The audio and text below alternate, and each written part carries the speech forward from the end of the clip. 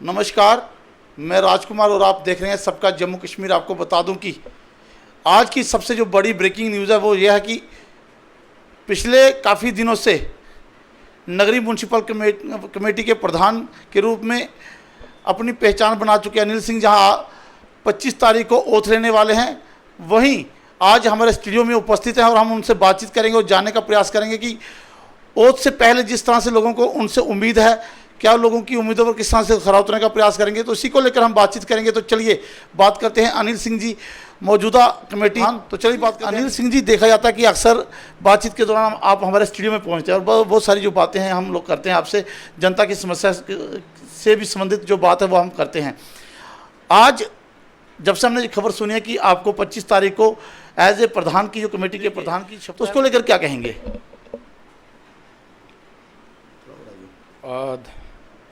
सबसे पहले तो आपका धन्यवाद, आपने यहाँ बुलाया अपने स्टूडियो में बात करने के लिए, उसके लिए मैं आपका तहे दिल से शुक्रिया अदा करता हूँ। जहाँ तक ये बात है आपने कि जो हमारी बड़ी देर से ये चल रहा था, लगभग 2 महीने से, कि 2 महीने का समय लग गया और इसको समय 1.5-2 महीने का लग जाता है, क्योंकि ओथ के लिए जो नोटिफिकेशन निकलनी होती है ये बहुत सारे विभागों से क्लियरेंस होने के बाद सेक्रेटरीट से ये निकाली जाती है। तो वो निकल चुकी है और अभी आज ही मुझे जानकारी मिली है कि हमारे वर्दी ईओ साहब के माध्यम से कि शायद 25 तारीख को 11 बजे के करीब जो भी एसओपी के पालन करते हुए ये ओथ जो है वो दिलाई जाएगी। और मेरे साथ साथ जो हमारे वाइस प्रेसिडेंट बबलू कुमार जी हैं उनको भी ओथ दिलाई जाएगी। सर, सबसे बड़ा सवाल यह है कि पिछले काफ़ी दिनों से आप चुनाव भी जीत चुके थे और लोगों को भी उम्मीद थी कहीं ना कहीं अनिल सिंह जी नगरी का विकास करेंगे, क्योंकि आप भी लगातार दावे करते रहते थे कि अगर जनता उन्हें मौका देती है, अगर उन्हें पार्षद मौका देते हैं तो वो कहीं ना कहीं इस विकास को आगे बढ़ाएंगे और नगरी का जो चेहरा वो बदलता दिखेगा। तो क्या लगता है कि किस तरह का विकास जो होगा वो देखने को मिलेगा अब नगरी में? देखिए, सर्वप्रथम तो मैं अपने पार्टी के हमारे जो प्रेसिडेंट हैं आदरणीय रविंदर रैना जी, डॉक्टर जितेंद्र सिंह जी हमारे जो एमपी हैं, मिनिस्टर हैं एमओएस में, उनके साथ साथ हमारे संगठन महामंत्री आदरणीय अशोक कौल जी, पूर्व वन मंत्री राजीव सिसोदिया जी और हमारे डिस्ट्रिक्ट प्रेसिडेंट साहब, सारी टीम, और विशेष तौर पे जो पार्षद भारतीय जनता पार्टी के हैं जिन्होंने मुझ पे अपना विश्वास व्यक्त किया और मुझे लोगों की एस्पिरेशंस को देखते हुए मुझे जो मौका दिया लोगों की अपने टाउन की सेवा करने का, सर्वप्रथम तो मैं सबको उनको धन्यवाद कहूँगा। और यहाँ तक आप बात कर रहे हैं कि उम्मीदों की, तो ये अच्छी बात है, उम्मीदें सबको, उम्मीदों पे दुनिया कायम है। हम भी अपनी तरफ से पूरा प्रयास कर रहे हैं और आगे और ज़ोर से करेंगे कि इस कस्बे की डेवलपमेंट के लिए जो भी हमसे बन पाएगा बेहतर से बेहतर तरीके से हम करने का प्रयास करेंगे। एक चीज़ देखी जा रही थी कि पिछले कुछ दिनों पहले आपने जो बुजू केनाल है उसको लेकर मेजरमेंट भी करवाई थी, हम खुद उस तस्वीर को कैद करने गए थे। दूसरा, नगरी में एक चीज़ की ज़रूरत है जिसको लेकर लगातार पिछले काफ़ी समय से डिमांड आती रही है कि नगरी में 4-4 प्रमुख 5-5 प्रमुख अड्डे होने के बावजूद भी एक भी शेड नहीं है, पैसेंजर शेड नहीं है, तो उसको लेकर क्या कहेंगे? देखिए, एक तो आपने जो पहले सबसे बुजू का जो चैनलाइजेशन की बात की है, दरअसल हुआ ये था कि थोड़े दिन पहले, 10-15 दिन पहले की बात है, 15-20 दिन हो गए होंगे, तो उसमें हमें हम ऊपर से डायरेक्टर साहब के ऑफिस से था कि कोई बड़ा प्रोजेक्ट नगरी के लिए दिया जाए। चूँकि हमारे पास नगरी जो है जो हाईली डेंस पॉपुलेटेड एरिया और हमारे पास म्यूनसिपल कमेटी की अपनी लैंड नहीं है, तो मैंने ये सोचा कि ये इतना बड़ा प्रोजेक्ट अगर हाथ से मौका निकल गया तो दोबारा शायद नगरी को ऐसा मौका नहीं मिलेगा। तो मेरे दिमाग में ये बात पहले से ही थी, तो मैंने अपने पार्षदों के साथ भी चर्चा की मीटिंग में, तो हमने ये 5 करोड़ का लगभग जो डीपीआर तैयार करने को कहा है और उसके बाद डायरेक्टर साहब ने विज़िट भी किया यहाँ पे, तो उन्होंने उसको हमारे साथ पूरा यस भी किया है कि ये प्रोजेक्ट आपका जल्द से जल्द हो जाएगा। हमने भी उनसे अनुरोध किया और उम्मीद है कि बहुत जल्द ये हमारा डीपीआर बन के तैयार हो जाएगा और हमारे प्रोजेक्ट के लिए टेंडर लग जाएंगे। उसके बाद जो आपने पैसेंजर शेड की बात की, तो ये बहुत देर से हमारे नगरी के लोगों की डिमांड है कि यहाँ पे पैसेंजर शेड होना चाहिए। तो उसके लिए भी हमने अपना इस बार जो हमारा डिस्ट्रिक्ट प्लान का जो पैसा आया था उसमें हमारे सभी पार्षदों ने और के साथ हमने बैठ के और उनकी सहमति के साथ बहुत जल्द आपको यहाँ पे नगरी आरमा मोड़ में हम यहाँ पे पैसेंजर शेड भी बनाने वाले हैं। सर आपकी थोड़ी सी बात रुकती है, हमने देखा कि आपने पैसेंजर शेड की बात कही है। आपने कहा कि आने वाले दिनों में जल्द ही लोगों को पैसेंजर शेड नगरी मुख्य अड्डे पर मिलेंगे। लेकिन एक सवाल और है, आप भारतीय जनता पार्टी से आते हैं, माननीय प्रधानमंत्री जी कहते हैं कि जहाँ सोच वहाँ शौचालय, लेकिन नगरी में ऐसा कुछ दिखता नहीं है। तो क्या आने वाले दिनों में जो माननीय प्रधानमंत्री का एक नारा था कि जहाँ सोच वहाँ शौचालय, क्या नगरी में जो मुख्य अड्डे हैं वहाँ पर शौचालय की व्यवस्था नहीं है, उसको लेकर क्या कहेंगे? देखिए ऐसी बात नहीं है। नगरी के अंदर जो हमारे माननीय प्रधानमंत्री आदरणीय नरेंद्र भाई मोदी जी के नेतृत्व में जो सेंटर स्पॉन्सर्ड स्कीम जो इसके लिए चलाई गई हैं, उसमें बहुत सारे हमने लोगों के घरों में ये शौचालय बनाए हैं। और मेरे से पूर्व जो यहाँ की अध्यक्ष थी, उन्होंने भी अपनी तरफ से भरपूर प्रयास किया। सभी पार्षदों ने अपने अपने वार्ड में भी ये बनवाए हैं, ऐसी बात नहीं है। अब यहाँ पे जहाँ तक बात यह है कि यहाँ पे लैंड की बात है, ज़मीन जो सार्वजनिक शौचालयों की बात है वो भी बनाए हैं, लेकिन कुछ टेक्निकल उसमें प्रॉब्लम है कि उनकी देखरेख के लिए कोई नहीं होता। हमारे पास कोई ऐसा एम्प्लॉय नहीं है कि जो उसकी देखरेख परमानेंटली करे। लेकिन सर मैं मुख्य अड्डों की बात कर रहा हूँ। एरमा मोड़ की बात की जाए, बत्ती मोड़ की, आपके ही मुख्य अड्डे की बात की जाए, यहाँ हॉस्पिटल मोड़ की बात की जाए और पार्ले नरोड के अड्डे की बात की जाए। हालांकि नरोड अड्डे के पास तो शौचालय दिखता है, लेकिन यहाँ पर यहाँ पे शौचालय नहीं दिखता, जिससे लेकर जहाँ पर आने वाले, हालांकि कोविड-19 के चलते यात्रीगण जो नहीं दिख रहे हैं, लोगों का आना जाना बंद है, लेकिन फिर भी लोगों को जो दिक्कत का सामना करना पड़ता है, दुकानदारों को, स्थानीय लोगों को जो शौचालय के लिए, उसको लेकर क्या करेंगे? क्योंकि अगर किस तरह की रणनीति रहेगी, क्या प्लान रहेगा कि जिससे लोगों को ये सुविधा मिल सके? नहीं, आप दुरुस्त फरमा रहे हैं। ये सारे जो भी आपने नाम लिए, ये सारी महत्वपूर्ण प्लेसेस हैं हमारे शहर की। और नरोट में तो हमारे पास है और वो फंक्शनल है। एक शौचालय इधर हमने नीचे भी बनाया हुआ है, अपने छत्रछाया बस अड्डे का काम लगा हुआ है, उसके पास भी ऑलरेडी बना हुआ है, लेकिन उसको खोला गया था। लेकिन लोगों को भी अपनी थोड़ा जिम्मेदारी समझनी चाहिए कि लोग उसको तोड़ फोड़ करते हैं, उसको मिसयूज़ करते हैं, गंदगी डाल के चले जाते हैं। थोड़ी सी जागृति, थोड़ी जिम्मेदारी मेरे समझता हूँ कि लोग भी थोड़ा समझें तो और बेहतर तरीके से ये सारी चीज़ें हो जाएंगी। और जहाँ तक सवाल आपने किया जो मेन बस अड्डों का, अब यहाँ पे क्या है कि हमारा जो सबसे बड़ा मसला है हमारे लिए, हम शौचालय बनाना जहाँ ये सुविधा लोगों को देना चाहते हैं और कमेटी तत्पर है ये सारे कार्य करने के लिए, लेकिन लैंड की प्रॉब्लम आती है। हमारे पास ज़मीन की बड़ी प्रॉब्लम है। हमने ये मुद्दा हमारे यहाँ के तहसीलदार साहब से भी बात करेंगे कि अगर कहीं भी हमें डिमार्केशन करके दे दें, अगर सरकारी ज़मीन यहाँ पे है तो हम ज़रूर वहाँ पे बनाएंगे। कोविड-19 का दौर चल रहा है, दूसरी लहर जारी है और तीसरी आने की भी तैयारी है।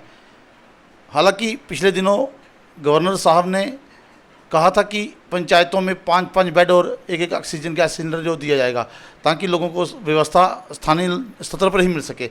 लेकिन कस्बा नगरी की बात करें तो उपजिला हॉस्पिटल जो है वो नगरी कस्बा का साथ लगता है। लेकिन मुद्दा जो था डॉक्टरों का, वो आपने भी उठाया था पिछले दिनों। यहाँ पर जब बड़े अधिकारी आए थे तो आपकी तरफ से एक मुद्दा उठाया गया था कि यहाँ पर डॉक्टरों की कमी है।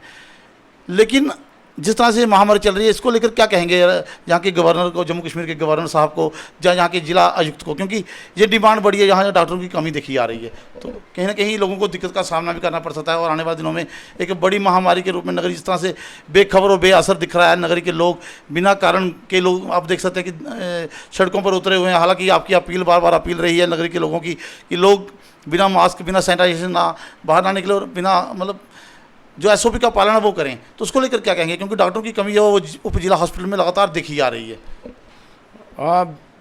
ये बात दुरुस्त है कि हमने समय समय पर ये जहाँ पे भी हमें मौका मिला हमने इस बात को उठाया कि क्योंकि नगरी जो है ये सब डिस्ट्रिक्ट हॉस्पिटल है और बहुत सारे आसपास नगरी के अलावा जो हमारे जो सराउंडिंग एरिया है, लगभग 50 से ऊपर जो गाँव हैं वो भी यहीं से सुविधा प्राप्त करते हैं। तो लिहाजा मैंने ये जो ब्लॉक दिवस की मीटिंग हुई थी उसमें भी ये मुद्दा बिल्कुल मैंने वहाँ पे उठाया था कि डॉक्टरों की बहुत कमी है, संसाधनों की बहुत कमी है हमारे हॉस्पिटल के अंदर।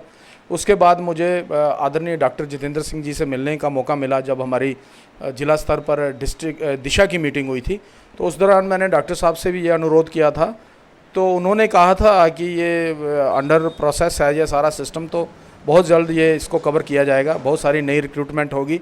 लेकिन ये हमारा दुर्भाग्य कह लीजिए कि कोविड ने अपनी रफ्तार तेज़ कर ली और बहुत सारी बातें जो है उन पे सारा ध्यान सरकार का इसको कंट्रोल करने में लगा हुआ है और सरकार युद्ध स्तर पे लगी हुई है।